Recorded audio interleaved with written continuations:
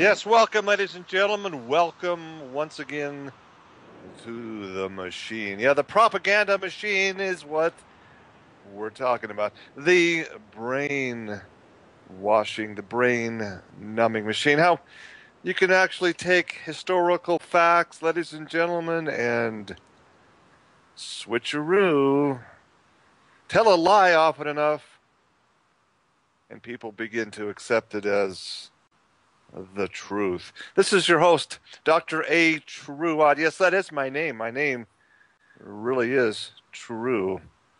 It's on my birth certificate anyway, for what it's worth. Dr. A. Truad. This is the story behind the story. Yes, indeed, this is Revolution Radio. Once again, like we say every hour, ladies and gentlemen, this show comes to you without any commercials, without any corporate advertising. We got a full hour to listen to my paradigm. Welcome to my world, folks. Ladies and gentlemen, I got to tell you, it's been an incredible week. Been doing a lot of traveling, been doing a lot of back to nature. I love to do that the first part of June before it gets really hot. I love to go to my favorite part of the world, up around the Teton Peaks of Wyoming, and just walk and get back to nature, to just smell the air, listen to nature, listen to the sound of music. One of my favorite shows growing up, Rodgers and Hammerstein's musical, The Sound of Music, taking a story of the Von Trapp family, and absolutely factual story of how they went across the Austrian Alps into neutral Switzerland to escape the Nazis, and the story's amazing. The words and music of that song, the sounds of music, the hills are indeed alive with the sound of music, with songs 1,000 years, no, thousands of years from time immemorial, folks. What are we talking about? We're talking about, I took my little music recorder, my special, very sensitive recording device. Listen to the wind. We saw a thunderstorm come rolling up the high mountain peaks. We saw, and I say we, my friend and I, we listened to the majesty of the microburst winds of a major thunderstorm coming up in the high country. The sound of the wind coming through the crags of the rocks, the steep precipices of the high country, the wind wailing like a banshee, and as it comes down through the pine and quaking aspen trees that are just coming out in their brand new spring green. It's all recorded, folks. The sound of the music, the sound of the high mountains. And I tell you, I'm sitting there recording the sound of the wind through the trees, the rustling of the leaves, the sound of the wind makes as it whistles over the crags of the mountains, and then the thunder, the lightning, and finally the rain itself. All of it's on tape. It's good. It's a symphony, folks. I'm telling you, this is a great recording I made, if I do say so myself, of God's majesty, the Creator's majesty. And anybody that is an atheist, folks, they just don't get back to they don't understand nature. The sounds that are there, the sounds of music, indeed. As I listened and I tuned it into my tuner, 432 hertz, high octave, low octave, in between octaves, all of it resonating the notes of the 432 hertz scale. Don't tell me that 432 hertz music is not the sound of creation, because folks, it's fact. You just got to go and listen and record and then put it on your tuner, and it's there as testimony. Folks, this is a back to nature topic today, the first Friday in June. I'm going to tell you, this is a time of soul searching for me. It's spring. It's a beautiful time of the year. Nature's waking up. The fish are biting. The hawks are soaring, the eagles are soaring as well. It's just a gorgeous time to be part of nature, to be awake and alert. And folks, I'm going to share with you tonight a very special story that was sent to me from a friend in Texas who claims to know the author of this personally, the taxi driver. He wouldn't put his name on this. The taxi driver wished to remain anonymous, but it is a true story, one that I think is an important story to think about, to take to heart, and to reflect on. So let me share this with you, the listening audience, tonight. I'm going to go from this into one of the most important yet most controversial subjects we could ever talk about. We'll introduce that after we get done with this incredibly well-written story, simply entitled "The Last Cab Ride." I sent this out to a number of people, and those of you that are listening, just a shout out to those that I sent this to that are tuning in tonight, and those that I didn't get to send it on to, well, let's shout out to you as well. And again, a shout out to Ingra Cassell if she's listening tonight. Ingra, thanks for those. She sent me the most incredible stamp and button. It's just a simple few words, and it's so apropos. Too much knowledge, the button reads, too much knowledge is called anti-Semitism. Whoo, boy, that says a lot right there. Too much knowledge is simply called anti-Semitism. But here's a shout out again to my co-host Alex Studer. He'll probably hopefully come on the second hour and comment on our discussion the first hour. The last cab ride, ladies and gentlemen, begins like this. I arrived at the address and honked the horn. You see, this is the cab driver writing this. After waiting a few minutes, I honked again. Since this was going to be my last ride of my shift, I thought about just driving away. But instead, I put the car in park and walked up to the door and knocked. Just a minute, answered a frail elderly voice. I could hear something heavy being dragged across the floor. After a long pause, the door opened. A small woman in her 90s stood before me. She was wearing a print dress and a pillbox hat with a veil pinned on it, like somebody right out of a 1940s movie. By her side was a small nylon suitcase. The apartment looked as if no one had lived in it for years. All the furniture was covered with sheets. There were no clocks on the walls, no knickknacks or utensils on the counters. In the corner was a cardboard box filled with photos and glassware. Would you carry my bag out to the car? She said. So I took the suitcase to the cab, then returned to assist the woman. She took my arm and we walked slowly toward the curb. All the time she kept thanking me for my kindness. It's nothing, I told her. I just try to treat my passengers the way I would want my mother to be treated.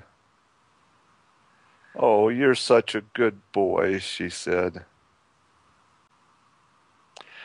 When we got in the cab, she gave me an address and then asked, could you drive through downtown? It's not the shortest way, I answered quickly. Oh, I don't mind, she said. I'm in no hurry. You see, I'm on my way to a hospice. I looked at her in the rearview mirror. Her eyes were glistening. I don't have any family left, she continued in a soft voice. The doctor says I don't have very long. I quietly reached over and shut off the meter. What route would you like me to take? I asked. For the next 2 hours we drove through the city. She showed me the building where she had once worked as an elevator operator. We drove to the neighborhood where she and her husband had lived when they were newlyweds. She had me pull up in front of an old abandoned furniture warehouse that had once, she said, been a ballroom where she had gone dancing as a girl. Sometimes she'd ask me to slow in front of a particular building or corner, and we would just sit there staring into the darkness, saying nothing.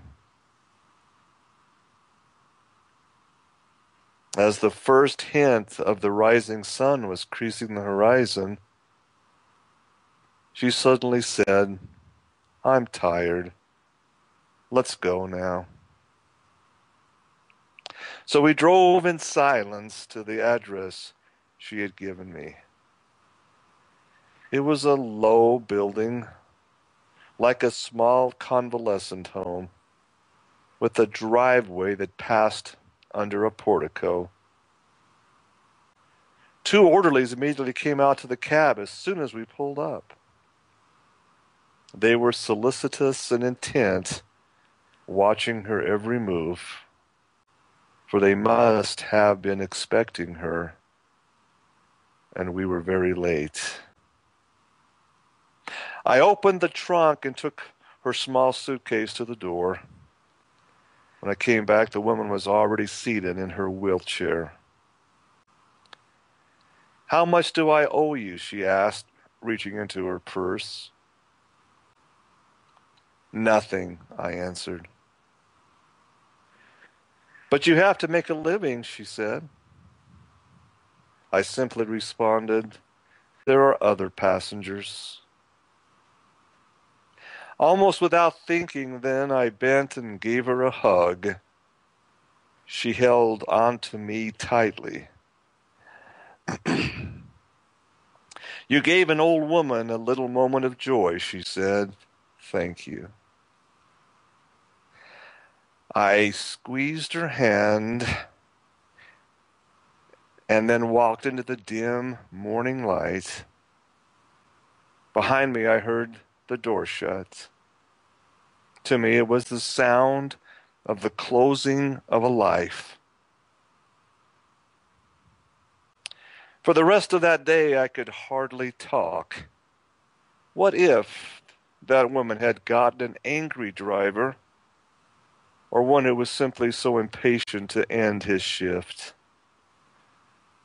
What if I had refused to take the run, or had honked once, then driven away? On a quick review, I don't think that I have done anything more important in my entire life.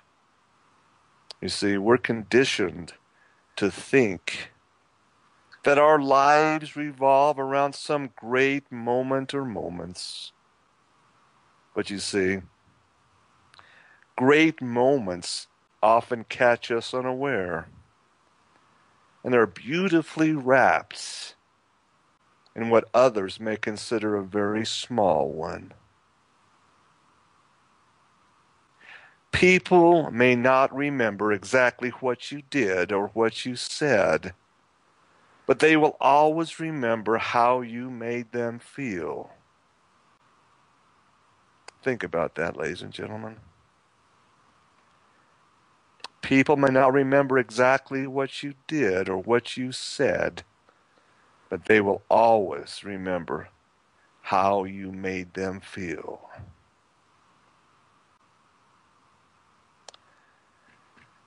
So, you see, the moral of the story is simply this: life may not be the party we all hope for, but you know what? While we are here, we might as well dance.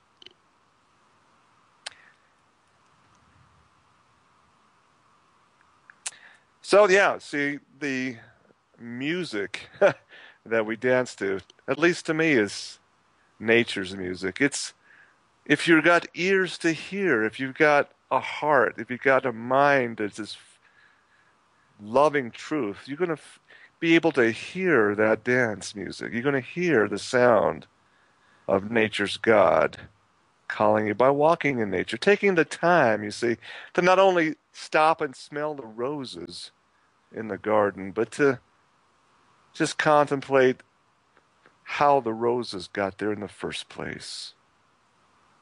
Just an accidental act of evolution? I don't think so, folks. You know, we're all going to have to take that last cab ride sometime in our lives. I don't know of anybody that's got out of this life alive. We have to pass through the vale of tears, folks. Even Jesus of Nazareth had to pass through the vale of tears to conquer death. It's part of life, part of dying is living. So you say, what do we do with the time we have? What do we do with the words we say? What do I do with 2 hours of the radio? You say every Friday night. If I'm not going to be here, well, I hope that I can bring the best fill-in hosts to stand by me, to stand up for truth as well. That's why I invite them to come. And I tell you, I listen to the broadcasts, and it's good stuff. I'm tickled and pleased that they can fill in for me. So the question then becomes, folks, what is truth? That is, truth is simply tied, inextricably tied to something called honor. The opposite of truth and honor is fraud and hoax.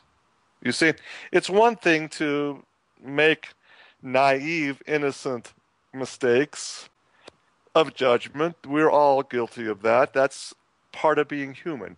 Making mistakes and learning from those mistakes. Nothing wrong with that. We all do that. I know I've made my share of mistakes.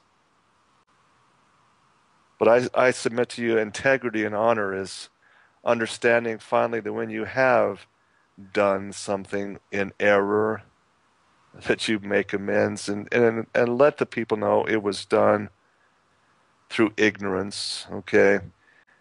This radio show to me, this story behind the story, is a chance to, again, to share ideas, to share thoughts, to share truthful stories, and to make your day a little bit brighter, a little bit more sensical.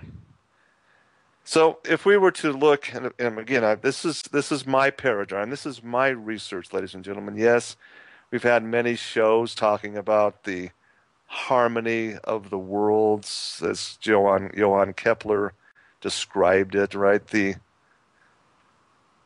sound of music. I mean, the really true natural sound of the cosmos, the world around us, from the insects to the birds to the rain falling gently, from the waterfall, the rivers, the streams, and even the wind itself traveling through the trees and the rocky crags. What is truth? See, this is the biggest philosophical question ever. This is what the scriptures record that Pontius Pilate, in his interview with Jesus of Nazareth, asked him the same thing. What is truth? Tell me, teacher, what is truth? Well, I'm just telling you, folks, truth is empirical. Truth is factual. Truth never changes. And at the very end of the day, the very end of your cab ride, all that you take with you is the knowledge you have of things that are true.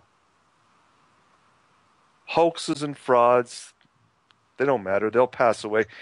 In the end, everybody will know the truth.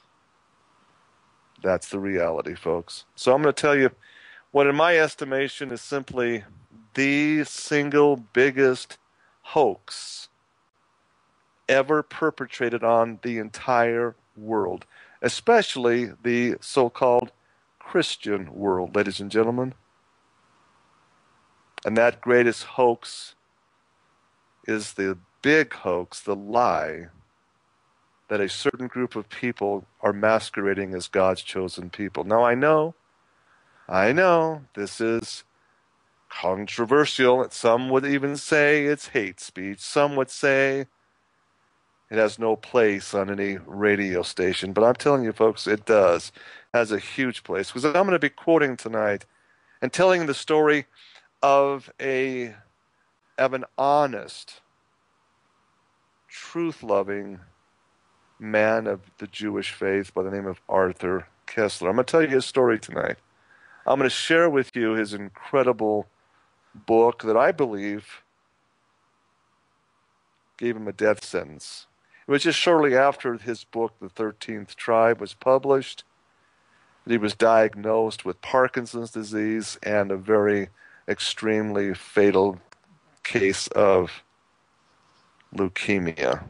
Folks, that's the story of one Arthur Koestler. Let me share with you his biography. This is no lackey, ladies and gentlemen. This is one of the really, really fine Jewish journalists. Because I say fine because, he found the truth.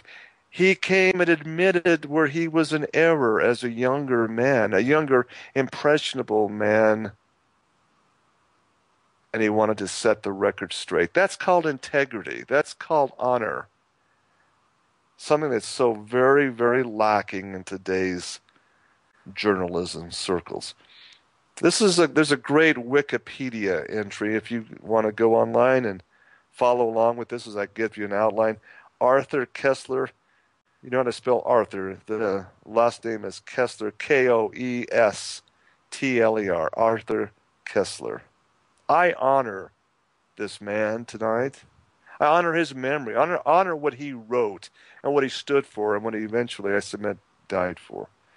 Strong evidence, ladies and gentlemen, that Mossad agents of Israel were very much involved in creating his sickness.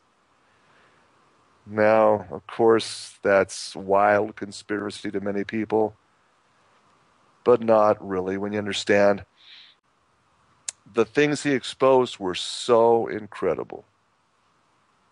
See, Arthur Koestler was born the 5th of September, 1905 in Hungary. Yeah, Hungarian born in Budapest, but was educated in Austria. In 1931, Arthur Koestler joined the Communist Party of Germany. Yeah. You see, folks, at its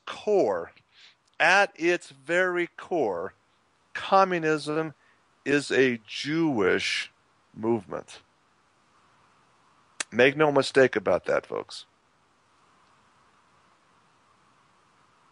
The fact is, Koestler joined the Communist Party of Germany, but disillusioned by what he observed firsthand in Stalin's Russia and other countries, he resigned his membership in the Communist Party in the year 1938. 2 years later, in the year 1940, keep in mind the time frame here, Adolf Hitler has annexed Austria. By 1940, Adolf Hitler is consolidating the Nazi power base and is well on his way to conquering Russia. In 1940, Arthur Koestler published his novel called Darkness at Noon. Folks, I've read that book. It's amazing. It should be taught in universities. It really should. Darkness at Noon, an anti-totalitarian work. You see, here's a Jewish journalist who basically sees the evil, sees the darkness, and has the chutzpah to write about it. Because you see, he knows the truth. He knows how dangerous and damning this institution is. Because of his book, Darkness at Noon, the Communist Party, the Cheka, the secret police, want his head. They want him dead. So he seeks asylum in Great Britain. Indeed, he takes up residence in the UK. And from there, for the next 43 years until his death in 1983, he operates out of Great Britain. Now, in 1968, he was awarded the Sonning Prize, quote, for outstanding contribution to European culture. In 1972, he was made a Commander of the Order of the British Empire, the CBE. In 1976, he publishes what I think is his greatest book of truth, the book, The 13th Tribe. And just months later, he's diagnosed with Parkinson's disease. And then a few years later, with terminal leukemia. He dies in what appears to be a self-imposed euthanasia, taking poison. Him and his wife are found dead 36 hours after they had died in London. Now, that's his basic story, you see. But what you don't know is the rest of the story. You see, in September of 1922, while in Vienna, Austria, Mr. Kessler was enrolled at the Vienna Polytechnic University, where he studied engineering, and there he joined a Zionist student fraternity. Kessler became so enthralled with the Zionist movement, you see, which is again communist in all of its trimmings, ladies and gentlemen. It's just not called that. So Kessler leaves Vienna for Palestine in 1926. Upon arriving in Palestine in the 1920s, 1926, he immediately goes to and lives in the kibbutz, which those of you that don't know what kibbutz is in Israel, it's an agricultural collective. It's a group of Jewish individuals, you see, that work basically as a communist collective. Collectivism. Everybody works together. It's a communist model, folks.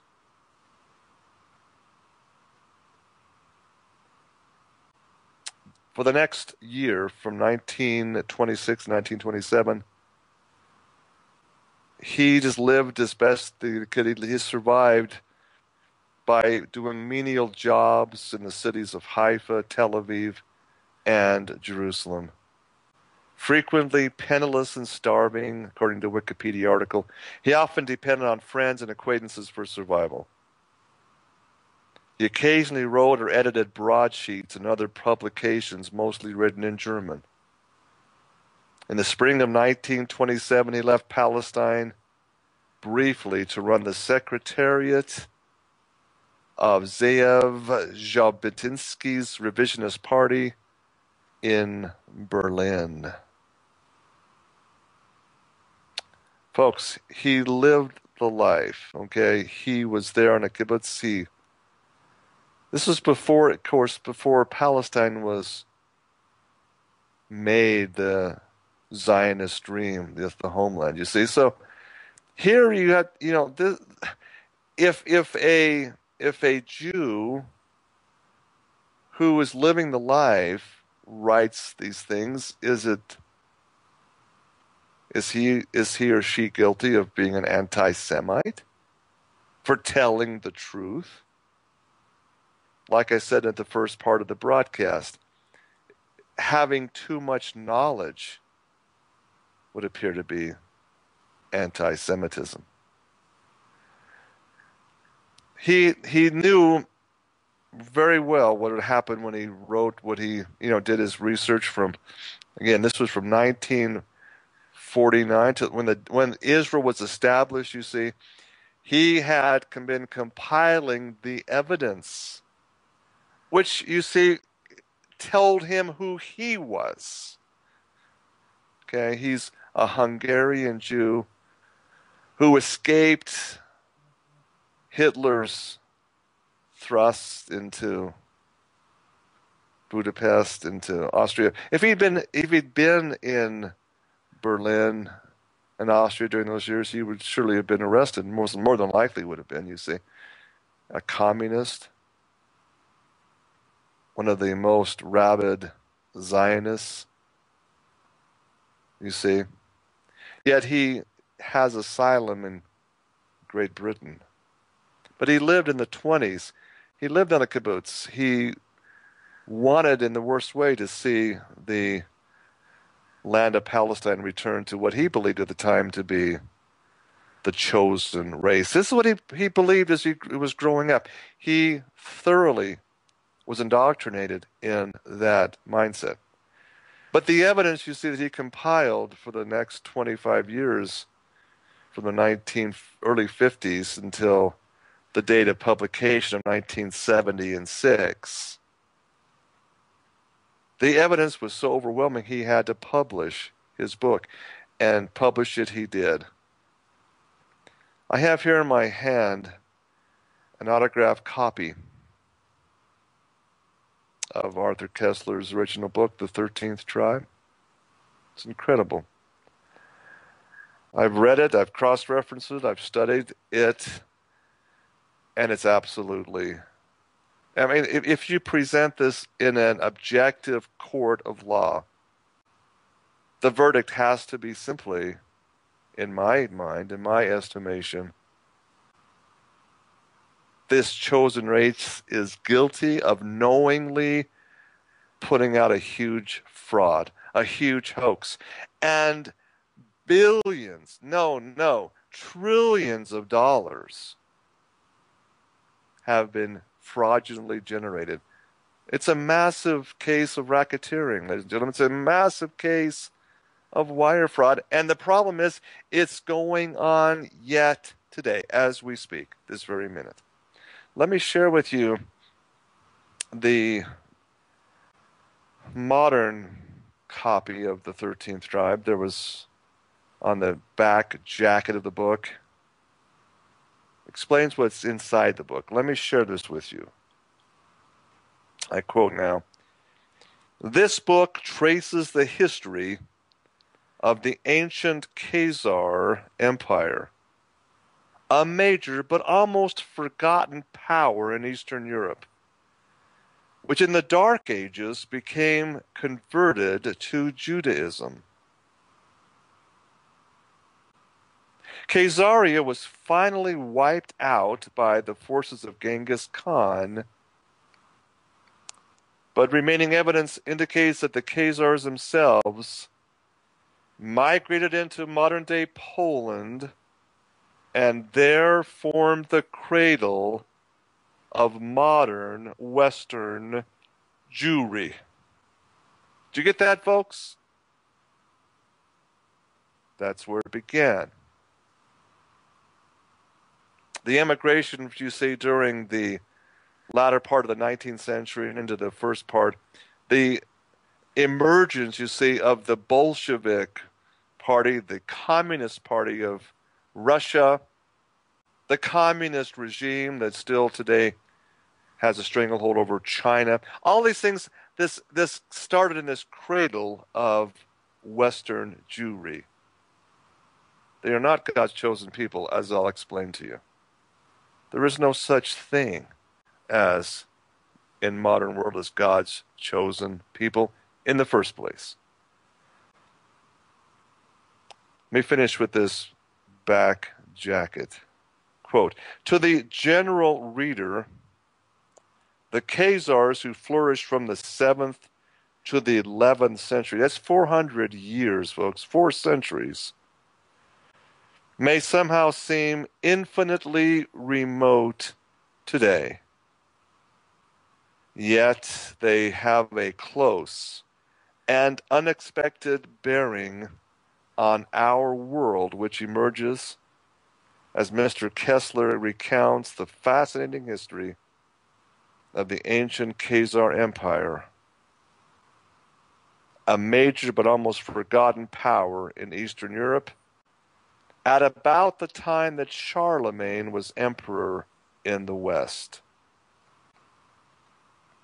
The Khazars' sway extended from the Black Sea to the Caspian Sea, from the Caucasus to the Volga, and they were instrumental in stopping the Muslim onslaught against Byzantium. The eastern jaw of the gigantic pincer movement that in the west swept across northern Africa and into Spain. Wow, that's huge, folks.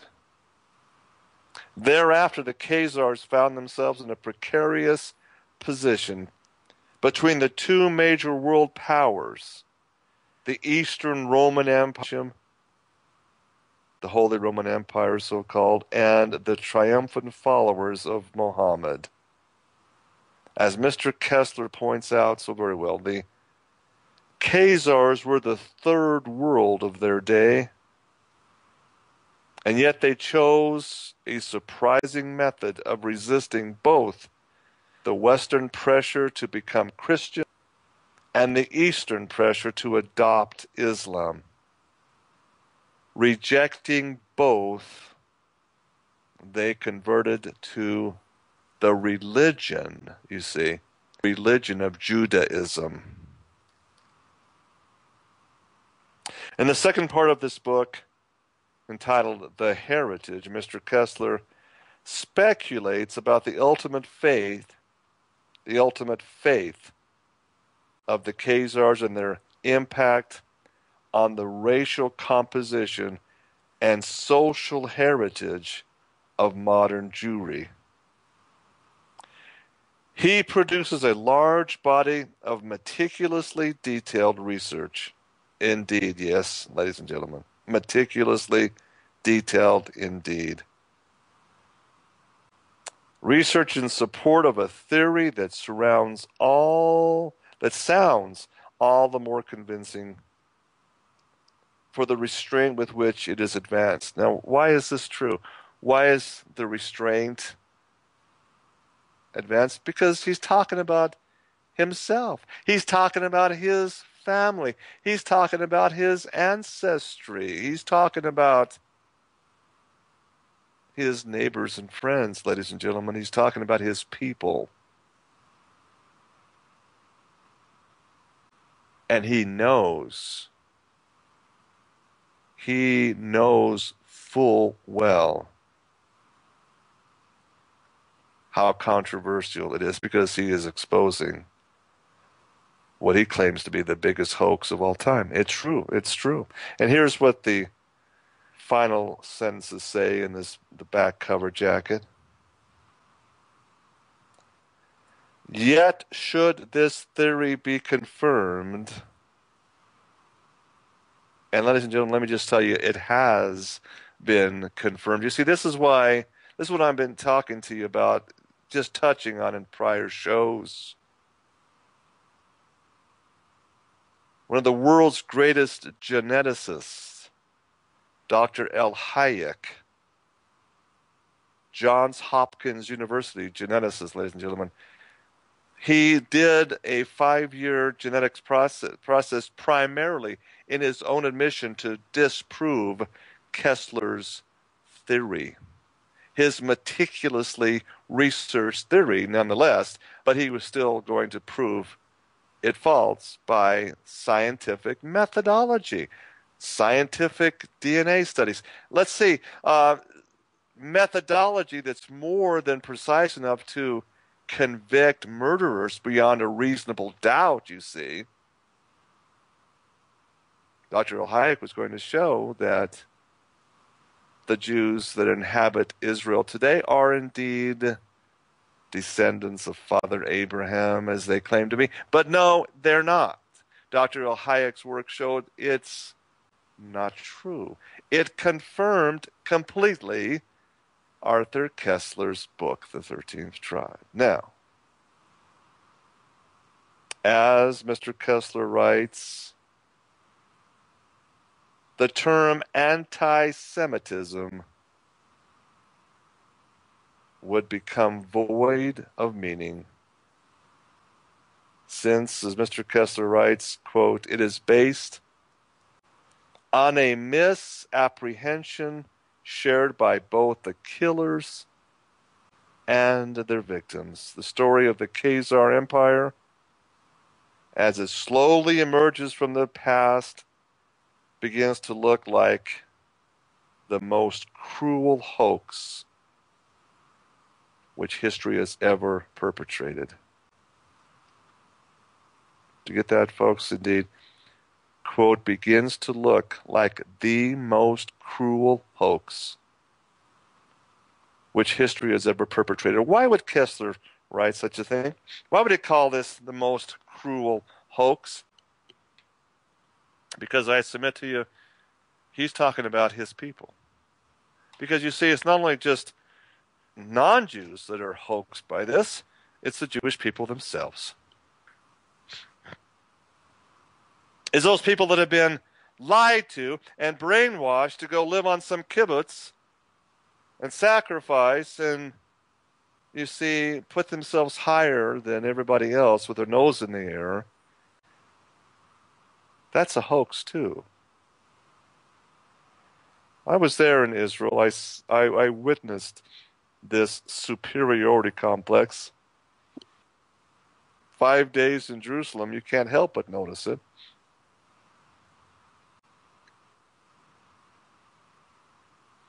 During the Sabbath feast meal on Friday night in the Dead Sea Resort, I was shoved to the side by a rather large-bellied Jewish man with his prayer robe, or whatever you call it, on, and you see, I was just merely a dirty goyim. He told me, I'm a pretty big guy, and I don't like rudeness, and so I pushed right, I brushed up against him and got my place back. I said, "Excuse me, I'm in line here," and the crapola hit the oscillating blade. I mean, he threw his tray down in disgust, called me a filthy goyim, and a lot of other words that I don't understand in spoken in his Yiddish tongue, and stormed out of the room. My tour guide, I guess my protecting angel, came right in and started talking and diffused the situation. I didn't know what's happening.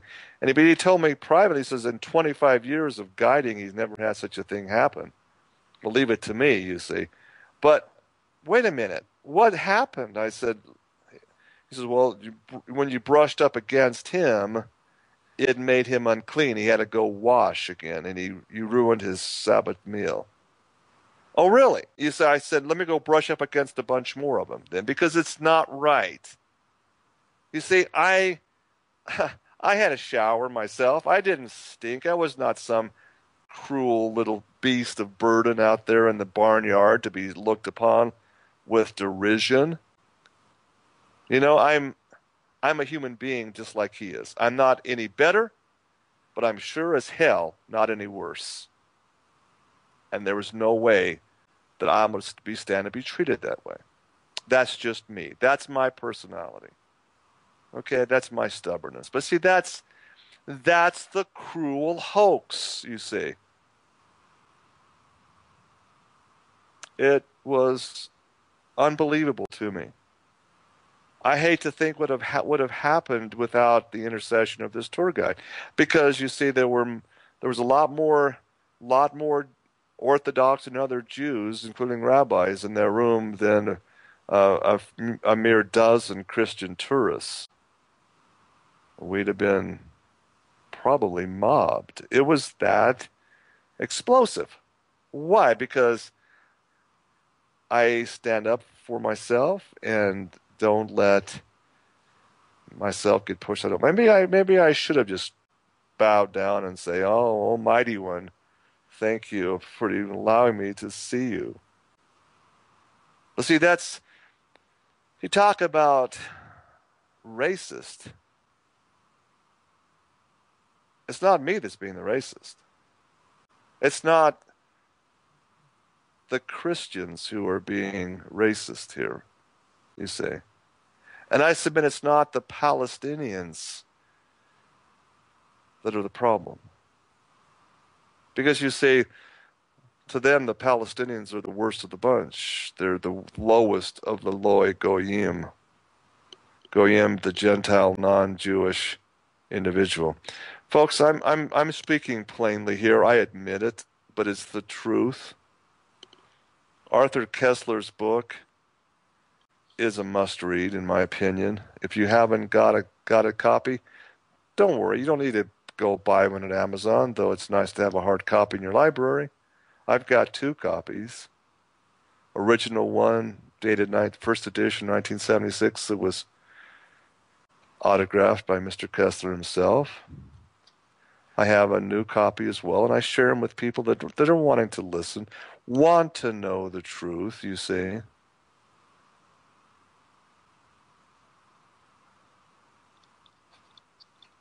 Must read. You gotta understand the importance of this, folks, because you see, until this hoax is exposed with righteous indignation, you see, the world is still going to keep spiraling downwards. This is as you uncover the stone, the creature behind the rock. If you turn over the stone, out crawls this slimy little creature.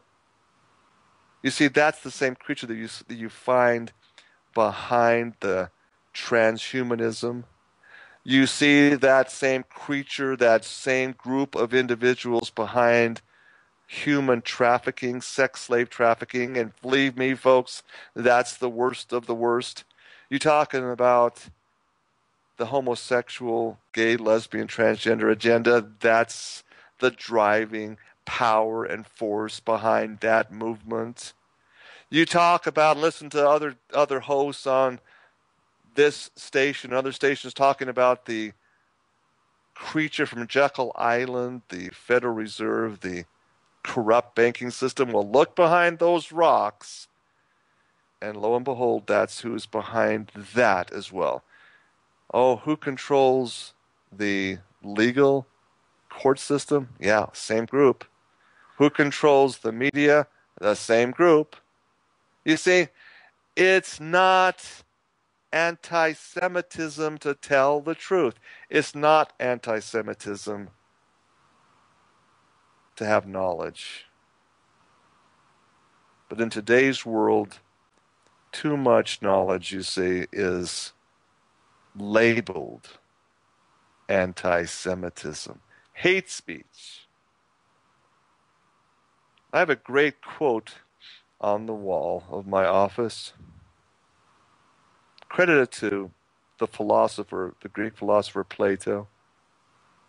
And it must, it's my goodness, times don't seem to change through the centuries, because the quote goes something like this: "Strange times are these in which we live, where old and young are taught in falsehood's school.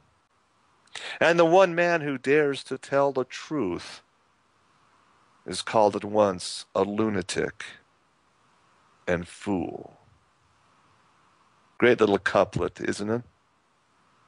Strange times indeed are these in which we live. It was apparently true at the time of Plato. Nothing much has changed today. We are grown up in falsehood school. We're in a machine, ladies and gentlemen. We're in a propaganda machine that blinds you from the truth. And people like Arthur Kessler, God bless this man for telling the truth, exposing this work.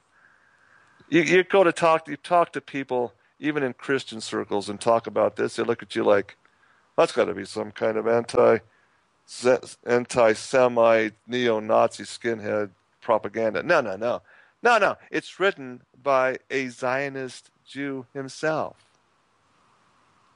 But he tells the truth. And I don't care what nationality, I don't care what religious persuasion you might be.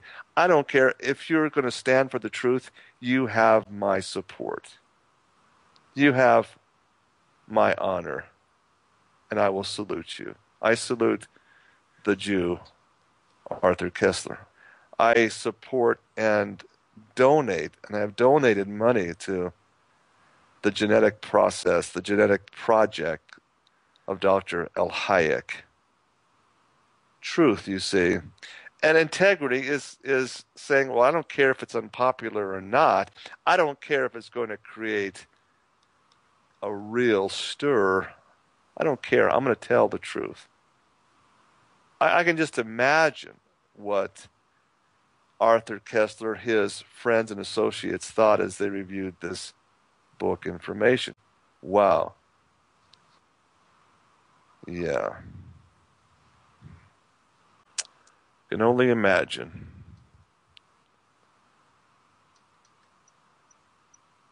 I can only imagine. So, folks, let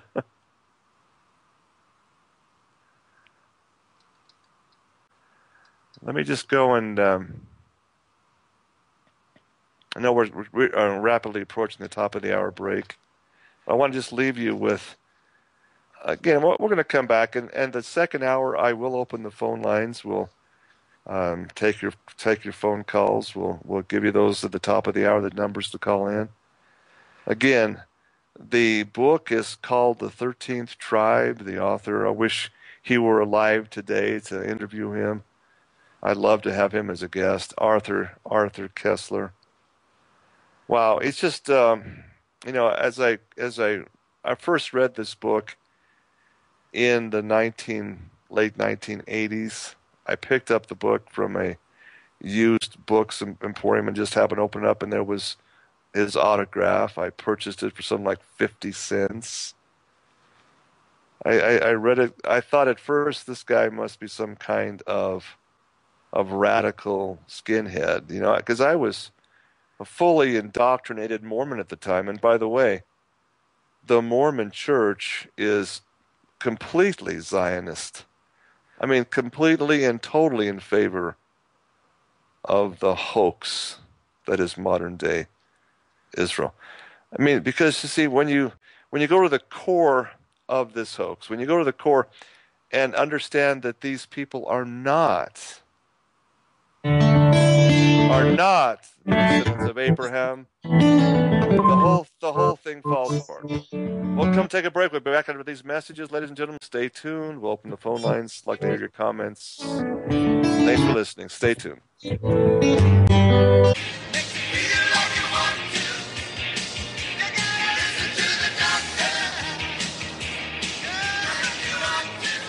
Oh, yes, ladies and gentlemen, it's time. It's time to listen to the doctor. Once again, this is the story behind the story. I'm your host, Dr. A. Truod. Yes, doctor of what? Doctor of medicine? I don't think so. Doctor of philosophy? Yes, philosophy. Deep thinking. Yeah, that's me. Some would say I'm a deep stinker, not a deep thinker, but be that as it may. Folks, thanks for listening to, if you stay tuned to that first hour, it just amazes me how Mr. Kessler can put in 4 decades of research and put out this book and have it be so marginalized by the media in the West. I mean, we're talking about the entire Western culture. So many people have never heard of this book and don't even care to investigate it. Yet it's probably the most important topic that you could you could look at for understanding the problems that this world is facing. You see, if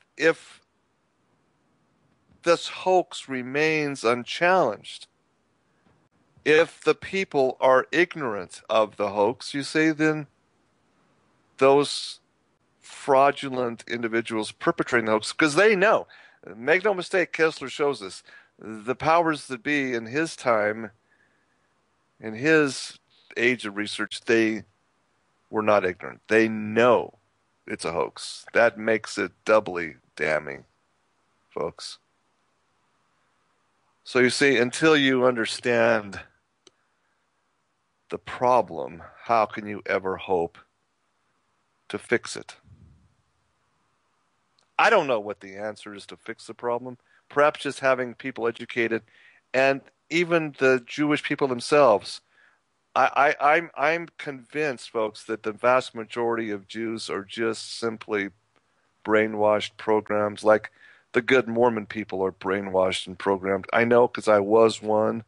I'm no longer a Mormon. Boy, I'm so glad I got out of that, and I can't believe I ever was sucked in. I can't believe I ever believed that stuff. It's so crazy now to me. And so I have to think the same thing about the Jewish people themselves. They honestly just don't know any difference. We're pleased to welcome to the show tonight my very able fill-in co-host Alex Studer from the Bay City. Hey, how about those Golden State Warriors, Alex? My goodness. Well, that was a nail biter, wasn't it? I loved it. I mean, that was one of the best basketball games I've seen in a long time. I thoroughly enjoyed every minute of that. It was a great, great first game. You know, I'm not a big sports fan per se. I'm a tennis player, but I gotta love the what in you know, I'm a musician, and we musicians, as we're playing live on stage, you know, we know when things are going well and we're locked in and we don't need to say things. We can just look at each other. And that moment called ensemble.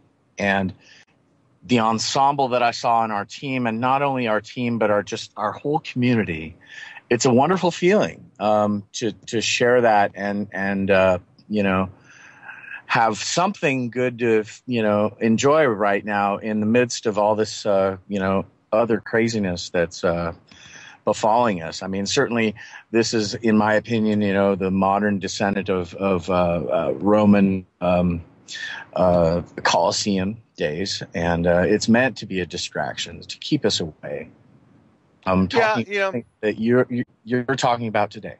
Yeah, and I'm just talking. It's a diversion. It's not people like anything else, Alex. You know what I'm talking about. If it becomes your idol, it becomes your god. It's so many people have it. They live and breathe, you know, the warrior, Golden State Warrior, sunshine, yellow. Okay, it's okay to a certain degree, but so many people go overboard with it, and that's where it becomes dangerous. But yeah, I enjoy. I'll tell you why I enjoy basketball, watching it. If you know, I'm an ex-basketball player. I have the bad knees to prove it. You know, I've dunked my share of basketballs in my time. It's a way to me of just setting goals, working hard, perfecting something, and having something that, you know, again, it's not my life. It wasn't my life, but it was sure a great exercise, a great form of again, it's a microcosm of life, really. So yeah, I enjoy watching a good basketball game, and I enjoy the talent, but. You're right. You're right. It's and look who controlled. Look who Adam Silver is. Okay, look at who really controls the purse strings of the NBA and every other professional sports team, and you'll see that it is just what we're talking about here. Right. I'm glad you're on the topic tonight. I know this is a sensitive issue for many of your listeners, and you and I both know that we've had many conversations on this, and you indeed authored a paper which I kind of helped you compile, something called Righteous Blood.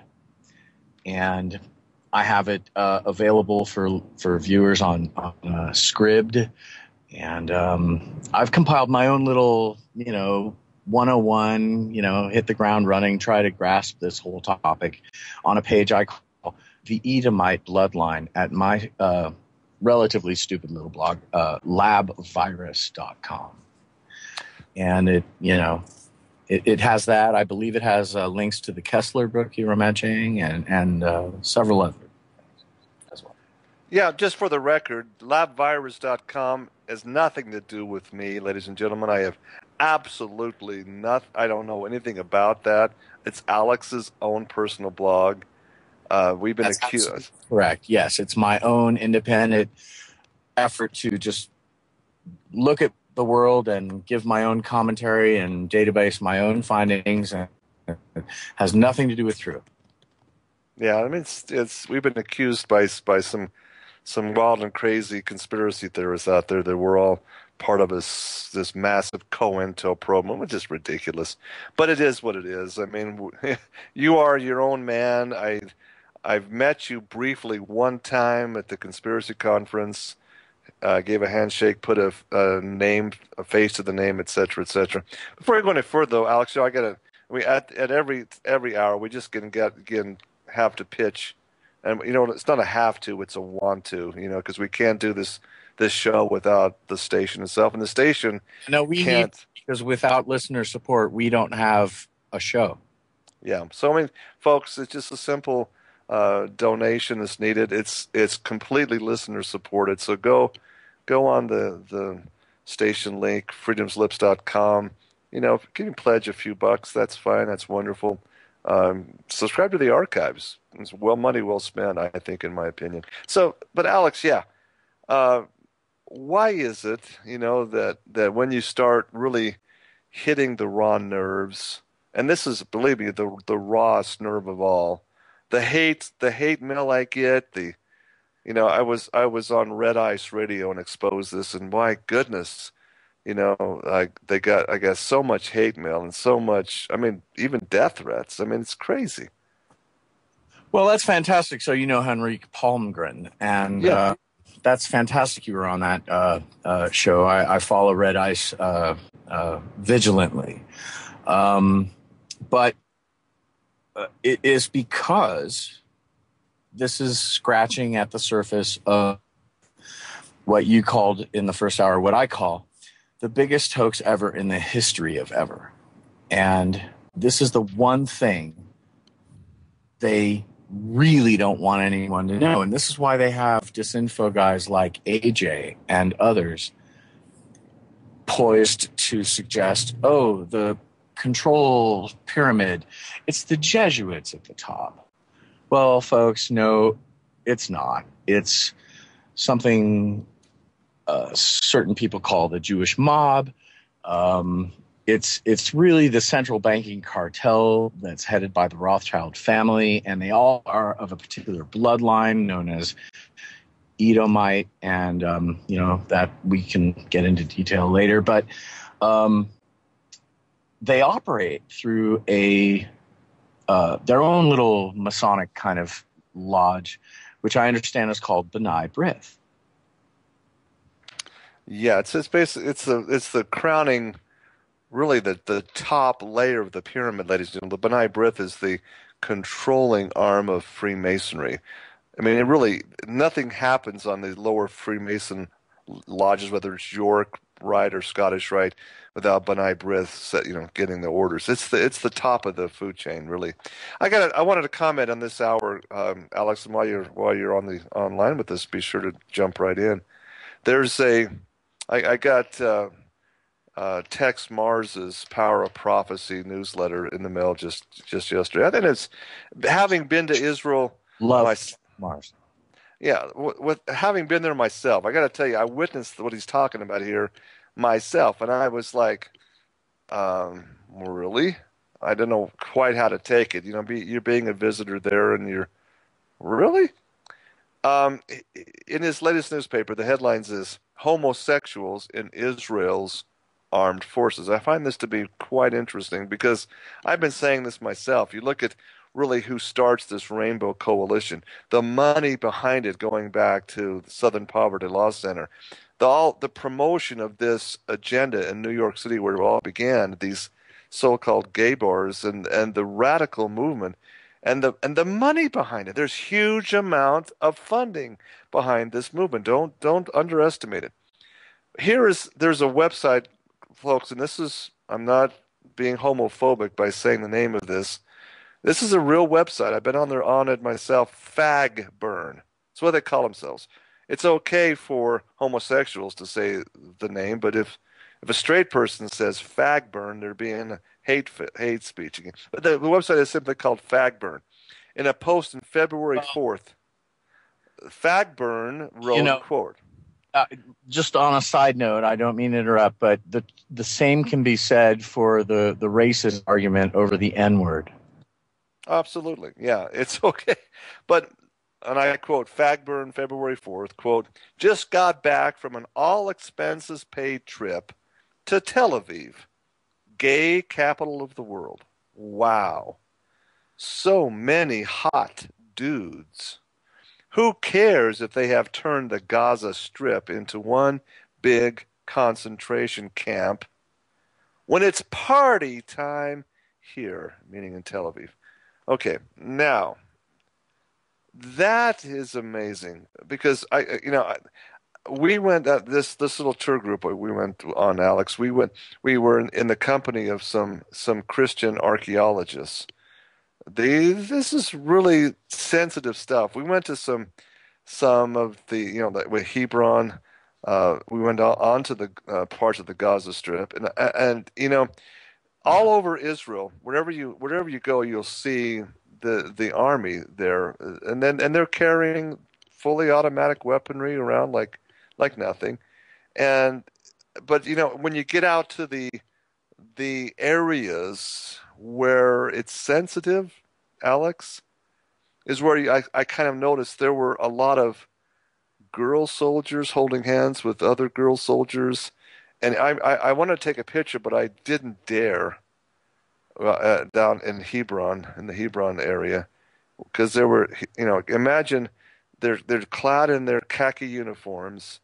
They have their automatic weapons slung over their shoulders on the outside. On the inside, these two soldiers are holding hands, walking so nicely together.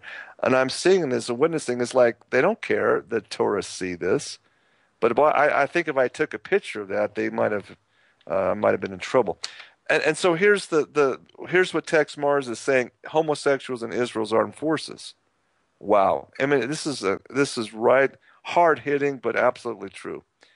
Let me share this with you, and I'll let you give your comments. Tex Mars writes, quote, American evangelicals who revere Israel as the, quote, holy land and as the home of God's chosen may want to reconsider their diseased theology. In fact, Israel is home to some of the world's most energetic and active gays and lesbians, men and women who not only have same sex, but regularly mock and despise our Lord Jesus Christ. Okay, so it goes on, and there's a picture of the gay beach there near Tel Aviv. I mean, it's just it's amazing, the picture there, and right next to it is a picture of a post again in this blog. Fagburn says that, quote, killing Palestinian kids to make gay holiday resorts in Israel is, quote, fab. I mean, come on. Is that Okay? Well, for starters, before 1947, none of this was there. Secondly, Nimrod would be proud at Babylon 2.0. right on? So, Drew, I have a question for you, and I want you to correct me if I'm wrong. I want to run down with you my understanding of the history of the Edomite bloodline. in sort of a 101 kind of way. All right. So Fair enough. so I'm going to trace back to about 800 BC. Now we have the 12 tribes of Jacob, Mm-hmm. and we have this tribe of Judah in the land of Judea. And Right. back then, there was no hard J in the language of Aramaic. The J was pronounced like a Y. Mm-hmm. So my understanding is for about 400 years, from about 800 to 400 BC, this tribe of Judeans, an actual tribe of Jacob, were slowly and effectively infiltrated by Turkish Khazarian Edomites, bringing with them their Babylonian language of Yiddish, which contained a hard J. They began to assert their dominance.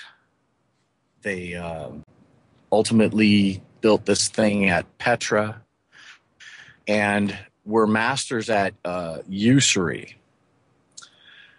When Jesus came along some 400 years later, they claimed him to be one of their own. I'm going to fast forward about 1700 years because it's also my understanding that in the English or any other language, the actual word Jew didn't really exist prior to about, 1740. Mm-hmm. So, so you have, and then of course, Revelation 2:9 and 3:9. I'll stop there and let you fix what I have wrong. Well, it's the basic information is right. It's just the timeline that's just a little off, according to my research. Alex, you're talking about the Maccabean, the time of the Maccabees. There was this, and this is preserved in the archaeology, the archaeological findings. Now, again, the secular archaeologists they keep this information completely wrapped up.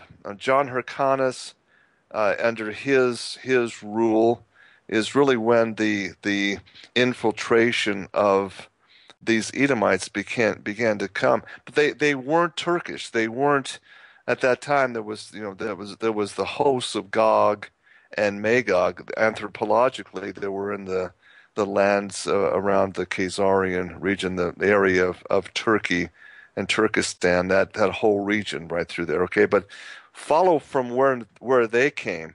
You got to understand that the anthropology pretty well mirrors the biblical account of the flood and Noah's progeny. Okay, Japheth is really the son that we get the Shem bloodline that comes into what's modern day, what's biblical Israel. Okay, the actual lineage of Abraham, Isaac, Jacob that comes through Japheth. From the loins of Ham, from the loins of Ham comes the bloodline of the Horites, the Hittites, and that. Now, the big schism, and this really where you understand where the bad blood becomes, okay, is the selling of the birthright from Esau. Esau, was the firstborn. He had the right to it, but he really didn't care, and so the birthright was basically given up for a bowl of lentil soup. Okay, basically the Bible and extra biblical historical texts confirm this, and so there was a desire basically to get back what Esau, which later became known as Edom. He took the name Edom, Esau meaning red. The Edomites, you see, became a race and a tribe because Esau not only gave up his birthright, but he also went against Father Abraham and intermarried with Ham's descendants, the Horites, the Hittites. Canaanites and Hittites who would Yeah, drive the flood underneath in tunnels traceable to Cain. troglodytes, basically. Yes, they're forbidden race because you say they are the bloodline of Cain. That is, they became known as the the Canaanite civilizations that inhabited the Holy Land before Israel was established there. Okay, all of that goes back into archaeological record. We this archaeological team I was there on, and we were on a couple of digs actually in Gezer, the Canaanite town, the dig that's going on in Jericho. I mean, all these the proof. I mean, you know what was uncovered that the secular archaeologists want hidden in Gezer. I mean, you're talking about tons of corroborating evidence to the incredible sexual. How's the best way to say it? The blood sacrifice, the blood rituals, the actual sacrificing of children, the burning of children to their god Moloch, and the record that's there again that it was a god of a serpent, a god of a reptile, These reptilian based. rituals continue to this very day, not only at the Bohemian Grove and other places, but underneath the Vatican.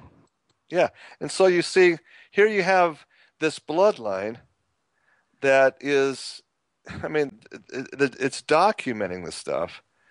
There was a mummy pulled out of one of these sites. I'm not sure if it was a Gezer or Jericho, where it was a feminine, a young girl, but it had a clearly lizard tail.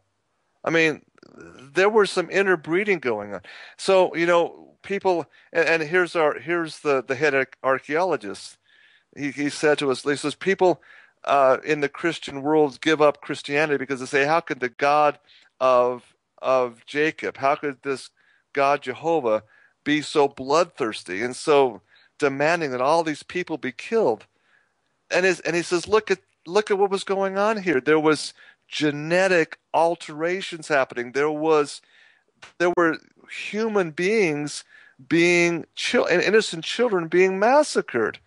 And I love what he said. He says, if you come back off of this trip back to your hometown in America, and your next door neighbor you found is arrested and has been on trial and convicted and sentenced to lethal injection, okay, you ask, well, I know this guy. What could possibly be so bad to warrant such capital punishment? And then you find the whole story that he's systematically over the years done Jeffrey Dahmer times 100. That he's killed these innocent children and burnt their bodies. And this is, I mean, he's a serial killer of the highest order. And you probably find the full evidence. You say, fry the sucker, inject him. He deserves this. Let the punishment fit the crime. You see. And so this is what that's uncovered, but it's not into the published journals, Alex. The truth is not being told here. All right? And Well, you and I both know Ken Annett over at itccs.org, and he's one of the people doing his darndest to make sure people do know this kind of stuff. And, there's an unfinished documentary on YouTube that never got aired called Conspiracy of Silence, made by another person you know. And there's other things. Certainly, it's not completely buried. The power of the internet allows people to access information, but, only if they are inspired to do their homework. And this is one of my greatest pet peeves is people, they indeed are so brainwashed, and they take the status quo as, we talk about truth, right? What is truth? And I volunteer, truth is what's left after you scrape away all the obfuscations. Arthur Schopenhauer would say, Arthur Schopenhauer would say, truth first you get ridiculed, then you get violently opposed. Finally, it's what's self-evident. Quicker one, But yeah, hold on, Alex. We got caller that's calling in 630 area code. Who do we have with us? Mike. Hi, Mike. Yeah, got something to add here? Hey, yeah, I went to a post office during the week, and I was the only customer, and I walked up and I go, I would like to send a certified mail. And this woman who, she's a postal worker, is talking to her friend postal worker, and she's saying how great it is that this woman got killed. She was in the military, and it's so great and honorable that, that she died, fighting our war in Afghanistan or something. I spoke up and I said, there shouldn't be any wars, or we don't need to be having any wars, and they looked at me like I was some kind of enemy. And then I think she got mad and said something like, well, everybody can think what they want. But you see how programmed they are to think that, or to be programmed to think that it's great that we're going into other countries and killing, people for the profit of the military industrial complex and all this stuff. I mean,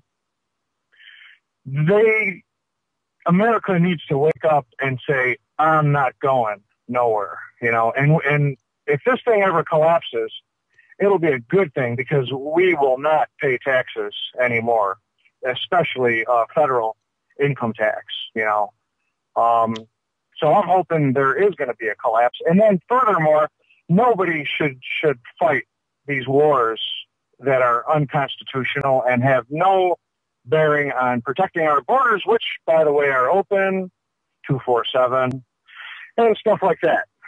So I just thought I'd say that and see what you guys thought about it.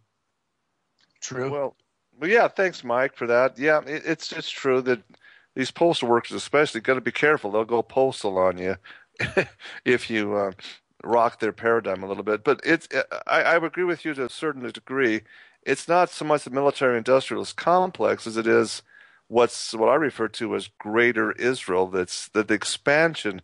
Look who really is controlling Iraq now. Look who's really controlling the monetary works now of Afghanistan, which is primarily the place where the world's heroin poppies are made, which is the lifeblood of the pharmaceutical cartel that this tribe controls.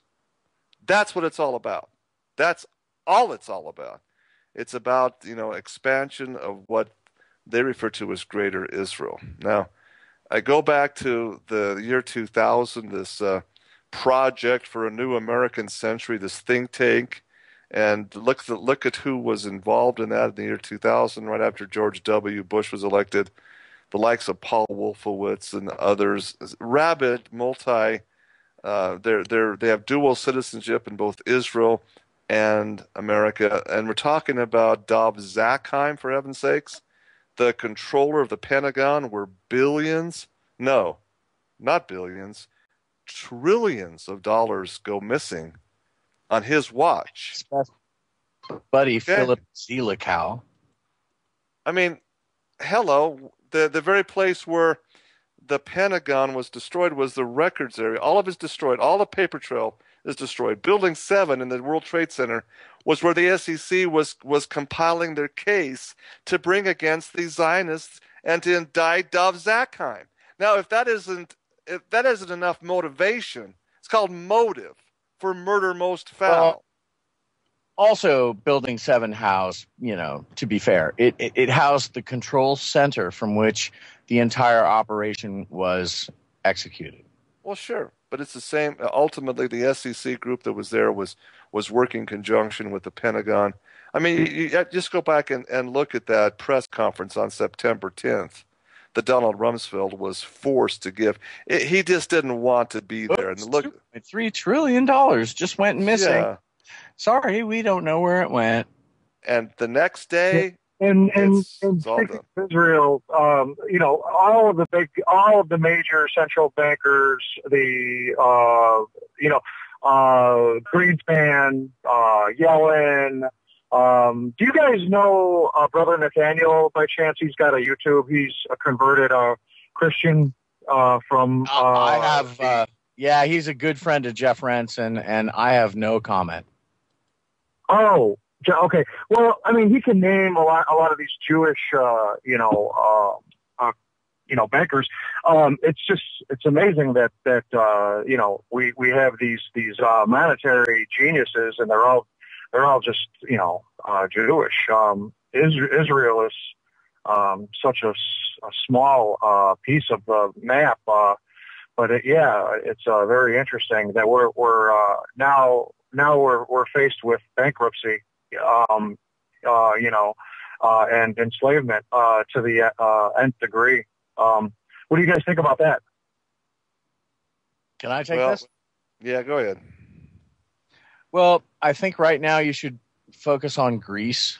Greece just kicked the can from 400 million to 1.5 billion due at the end of this month.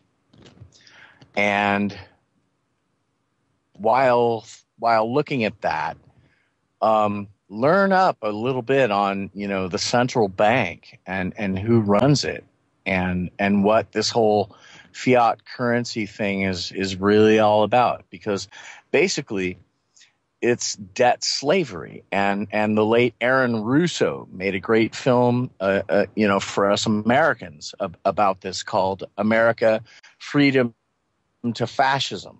It's viewable on YouTube. He passed away, but he was the producer behind the film with Eddie Murphy and Dan Aykroyd trading places. But a brilliant documentary, a good opportunity to learn up on this very sort of thing. Right. Let me say. Look, there's a pot of stew in the kitchen. Okay. And it's about the monetary global complex system of finance. Okay, it's a soup, and it's cooking, and it's slow, and when you look into the ingredients of it, okay, the soup is made up of it's made up of debt. It's made up of dependency on government. It's made up on big government dependency, dumbing down of the masses. It's made up of supplementary nutritional assistance programs, housing. It's made up now of the supreme law of the land says that you must pay a private insurance agency, corporation, and if you don't, you will receive a fine and or be in contempt and subject to other things, possibly even being locked up or thrown into some kind of a labor camp. But okay, all of the stuff is in there. We got this to look forward to in retirement. Okay, this is coming up down the road. I think it's going to happen within 20 years. You got cheese, you got peanut butter, cheese from the government, peanut butter from the government. You're going to have your Obamacare. You may even have, they're going to get rid of cash. You're going to have something. Okay, like let me stop you right now. Please, let me stop you. Okay. I appreciate what you're saying. You have voiced some serious concerns I'm sure many people share. My personal opinion is that much of this is, again, what we call Hegelian dialectic. It's the shell game. It's thesis, antithesis, solution. It's just smoke and mirrors. It's a way to get you to pick either A or B, while C or D is what's really going on. It's just a way for you to stay distracted while the agenda moves forward. in my humble opinion, I think we have much more serious issues to be concerned about on a much shorter timeline. I am talking this year, and I wish I weren't kidding about that. It would be great if we could be concerned about issues like that 20 years down the road. That would be awesome, in my opinion. True? Well, yeah, that's why the whole disinformation thing is going on. It's to get you worked up on the symptoms, not the sickness itself. Okay, Mike? And so many patriots and people that are really well-meaning, they jump on this and don't see the wizard behind the curtain, and it's making this all just make it happen. Here's the reality. Okay, I'm a glass is half full optimist. Okay, the glass is never half empty. We live in the greatest, richest country the world has ever seen or ever will see. This American reality is powerful because of our natural resources. We can make it happen. The problem is we got a cancer. We got a real cancer on the body right now. We got to cut this cancer out. We got to identify it. We got to get it. We got to get some chemotherapy going here, and the chemotherapy is simply the truth. Okay, understanding and saying, look at these guys are cockroaches. They really are. They're lying, hoaxing, fraudulent cockroaches that hate the light of truth. Okay, here's the reality. We don't need to worry about all these things going on because you see, we the people can stamp them out in a heartbeat if we know the truth. We don't have to worry about these things going on because you see, the reality is there is a God. There is the power of truth to overcome this darkness. And these cockroaches will scurry away. It doesn't have to be doom and gloom. That's my message to you, okay? Because you see, in one fell swoop, the people could just, again, order the United States Treasury to print honest money once again. It happened, if Kennedy had gotten his message out correctly and empowered the Treasury to again issue honest currency. We don't need to put out a phony printing press money and charge interest to the American body politic to pay for that. In one fell swoop, we can make it happen because you see, fraud of this nature, it actually it makes all contracts null and void. All contracts that are based on fraud or on their basic common laws framework void. There is no Federal Reserve unless we give them the power to do it. Salt. We'll verify that. Any judge worth his salt will make sure that will get backed by the courts of law. And people need to understand how to learn to become pro se advocates, self-moving proponents of the law in superior court. Yes. But, when you have this level of slavery, it's to the point where everybody's in denial about the money that they will never be able to, pay back every woman, child, and man. And so therefore, there's a denial, it doesn't exist. We're just going to shut our mouth. We're not going to do anything about it. In fact, we're so in denial that we're not going to vote anymore. I don't, want to protect. I don't want to think about it. So I'm just going to be a slave and work for nothing. And my competition is slavery in other countries. With the new trade or. Okay, well, Mike, here's what I have to say to you about that. We all have this dilemma. I have my own version. So does True. Any of us who are half awake to any of this are burdened by this problem. And the reality is you can't save everybody. Okay? There are people who are going to take their denial to the grave. And all you can do is pray for them. And use your time productively, which, is ticking away quickly, on the ones that you can help. Okay? focus on those who are receptive to your message, who clue in and are inspired and want to do their own homework. Okay, this is real key. And folks, I cannot stress this enough. I'm sure True is right behind me on this one. Folks, you know, all we can do is tell you what we've found out and what our conclusions are. It's not gospel. You have to go out and find out for yourselves. What you have been told, what you have been sold is mostly untrue. And I hate to tell you that, folks, but that's the way of the world. Unlearn everything you think you've been taught and go find out what really occurred. True? Yeah, see, again, slavery is simply, more than anything else at this point, just a matter of your thought process, Mike. It's what you think, because if you think you're a slave, you are. All right? Even if you're in prison, you can never imprison the mind, okay? Plato wrote about this in very simple to understand terms, really. People you can never enslave the mind unless you go in and do a chemical lobotomy and just flat out kill the mind, okay? What you have to envision is the reality of the plentiful world that we live in.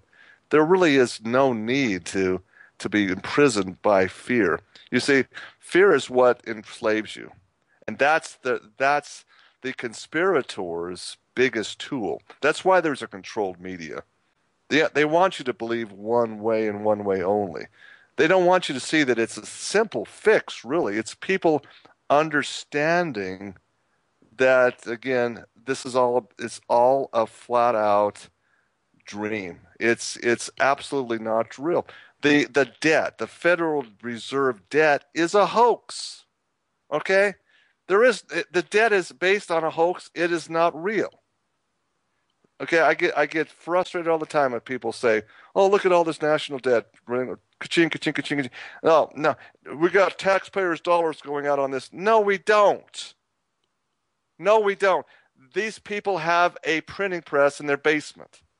They don't care how much money. It doesn't matter how much deficit spending is going on the federal or state level, because you see, it's all hoax. It's all fraud. All right. What we have to understand. Dr. Deagle has a wonderful saying. He calls fear an acronym for false expectations appearing real. That came from me. I gave it to Dr. Deagle. False. It's a big thing on my wall. False expectations appearing real. That's an acronym, folks. Really, you gotta raise your level of thinking. Albert Einstein said it best: we can never solve the problems we face today by attacking it with the same mindset. You have to change your mindset, or nothing will ever change. Okay, you have to understand.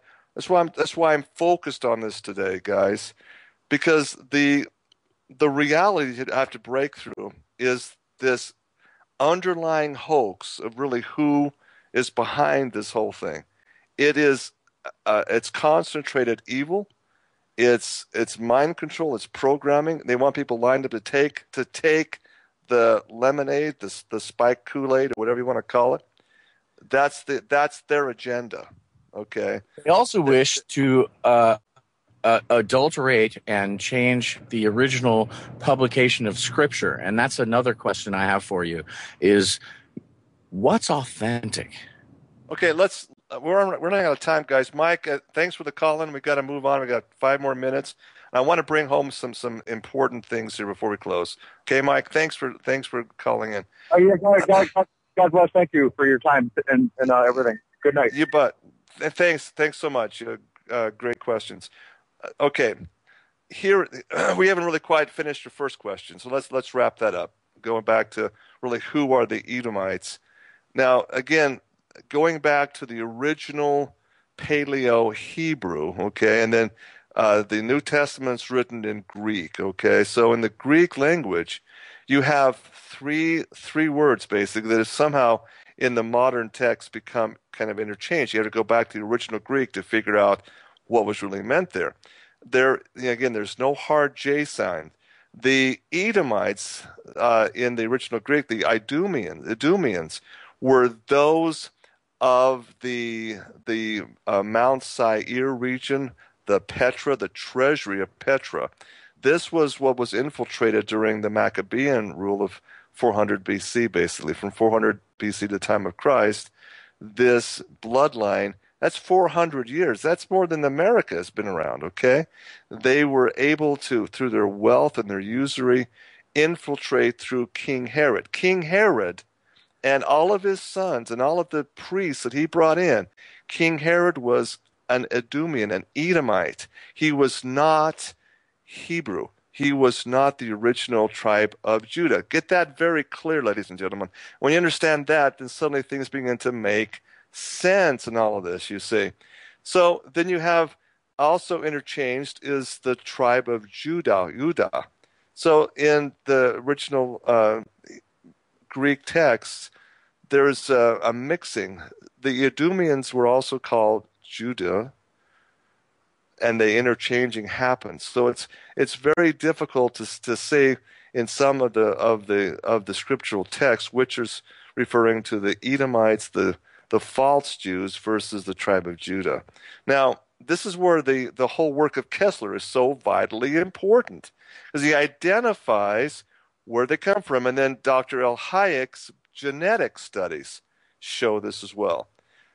The bottom line is here, there is no chosen race. There is no such thing.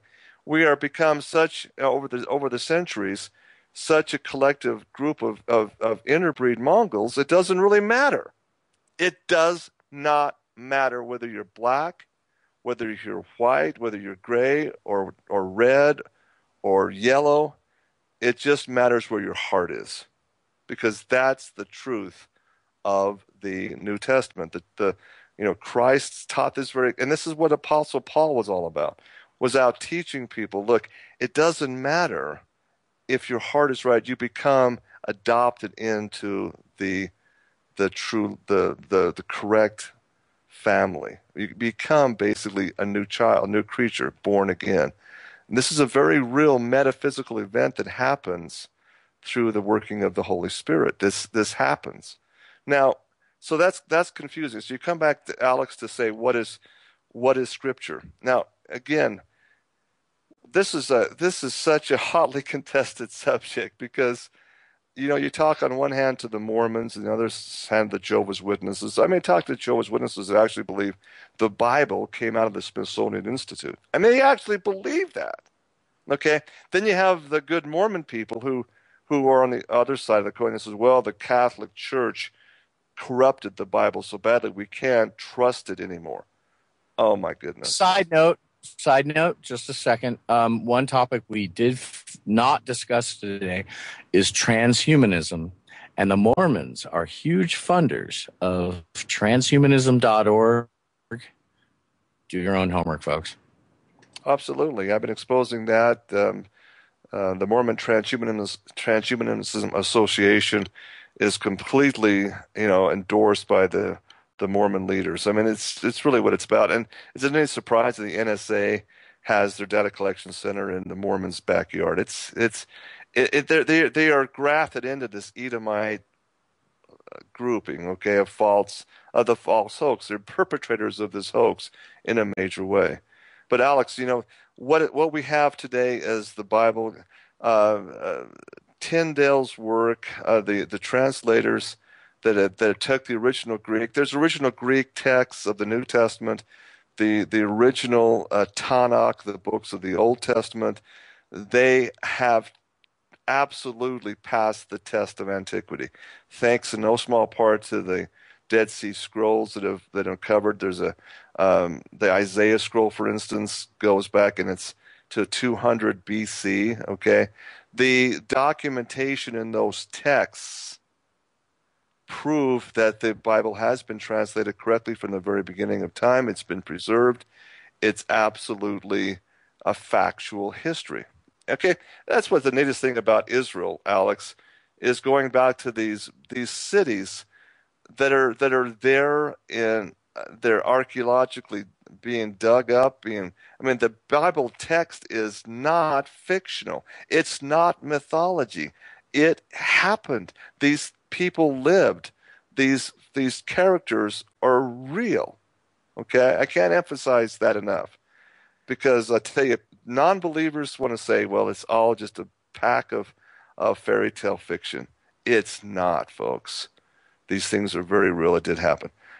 Okay. I'll share with you only my personal experience, and in a nutshell, I grew up, being forced to, swallow Christ through the Protestant church, and of course I rebelled. I thought everything was untrue, and then one day I learned Satan was real, and I ran frightened in the other direction, just screaming for where is Jesus? Because once I learned Satan was real, of course that confirmed for me so was Jesus. Well, that's well said, Alex. I too, at a very young age, at age 16, had a close encounter of the first kind. Yeah, I saw that this dark side is extremely real, and to many people across this world, many of these are the Edomite bloodlines. That's who their God is. They know there's power in that darkness, and folks, there is power in that darkness, but it is absolutely the false power. I mean, they have lost the battle already. That's the reality. And again, that's where your mindset has to be focused. Okay, it's not doom and gloom. We're not all going to be. It's been fun. Thanks a lot, Drew. Yeah, we're out of time. Golly, it passes so fast. Alex, appreciate you joining in. And again, folks, read Arthur Kessler's book, The 13th Tribe. You can get it online, absolutely free. There's PDF. Just Google it in. You can see, and there's a couple of websites that have it completely free of charge. It's a great read. Gotta go, folks. We'll be back next week. Thanks, Sean. Thanks, Dominic. Appreciate all your work.